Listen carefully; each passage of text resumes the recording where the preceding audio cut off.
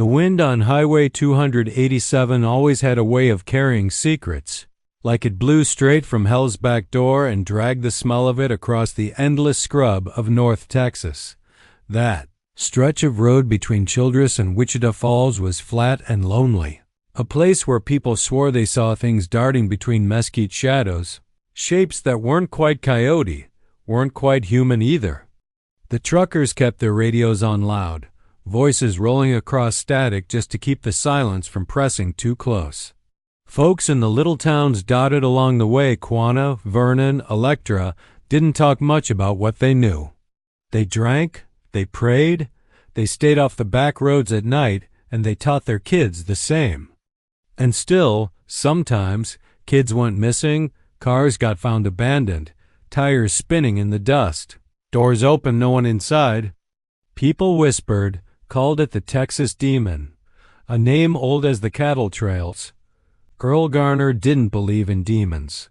He was 62, widowed, mean as a rattlesnake, and he'd driven that highway his whole life hauling cattle, grain, oil rig parts, whatever paid. That night in late August, he was pushing his old Peterbilt south through the heat, cicadas shrieking in the dark outside. His headlights cut tunnels into the black, the radio mumbled static, and his thermos of coffee was long gone. Somewhere past Quanah, he saw it, a figure standing on the shoulder, arm raised like a hitchhiker. It was a girl, maybe 17, long black hair tangled, dress torn. Earl slowed against every instinct. Hitchhikers were a good way to get robbed, but something about the way she stood, barefoot in the gravel, made him pull over. He leaned across, cranked down the window. "You broke down?" he called. She didn't answer, just climbed in when he popped the passenger door. The cab filled with the smell of dirt and smoke, like a brush fire miles away. She sat stiff, hands folded, eyes dark and glassy. "You live out here?" he asked, putting the truck back in gear. She finally spoke, voice soft, almost too soft to hear over the engine. "I'm trying to get home." "Where's home?" Her gaze stayed on the road ahead. South. That was all she gave. Earl shrugged and drove. For 30 miles she didn't move, didn't speak. Earl began to feel the hair on his arms rise. Every few minutes he glanced over, expecting her to be gone, like he'd picked up a ghost. But she was there, solid and silent. He noticed her dress wasn't just torn, it was burned, blackened in patches, edges crusted like charcoal. Her skin, too, pale except for the marks along her arm, raw and blistered. "You hurt?" he asked. "Need a hospital?" She turned her head, slow as rusted hinges, and looked at him. Her eyes weren't glassy. They were black, deep as tar pits. Earl almost swerved. "You should have kept driving," she said. The radio cut into shrieks of static. The headlights flickered, and the truck's engine groaned like it was dragging something. Earl cursed, slammed the dash. The girl didn't move. Miles later, he tried dropping her off in Vernon, but when he pulled into a gas station and looked over, the passenger seat was empty. His heart kicked, cold sweat down his neck. He swore he'd dreamed it.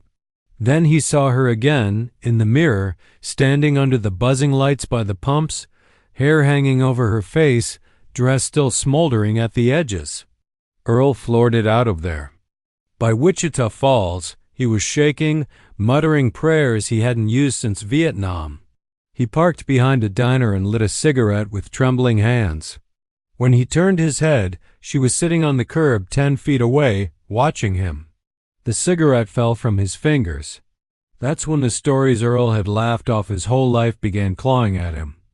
Ranchers finding cabs split open, insides missing, not a drop of blood left. Families burned alive in their houses with no sign of fire starting.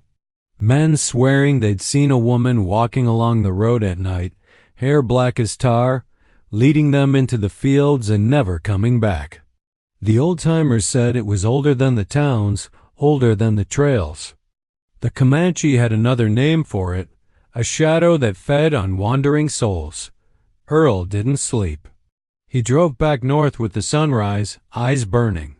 Every mirror, every reflection, she was there, sometimes behind him in the cab, sometimes pacing along the roadside, sometimes pressed against the glass of his passenger window, though he never saw her climb in.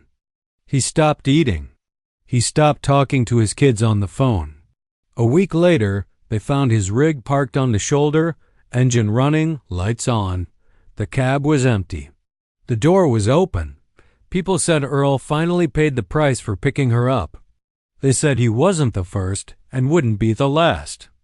The truckers still drive Highway 287 with their radios loud, eyes fixed straight ahead, praying the black-haired girl won't raise her hand at the edge of their headlights. But sometimes, when the wind shifts and the cicadas go quiet, you can hear the slam of a Peterbilt door in the dark, the roar of an engine that isn't there, and the voice of a girl whispering from the passenger seat, soft as ashes, "You should have kept driving."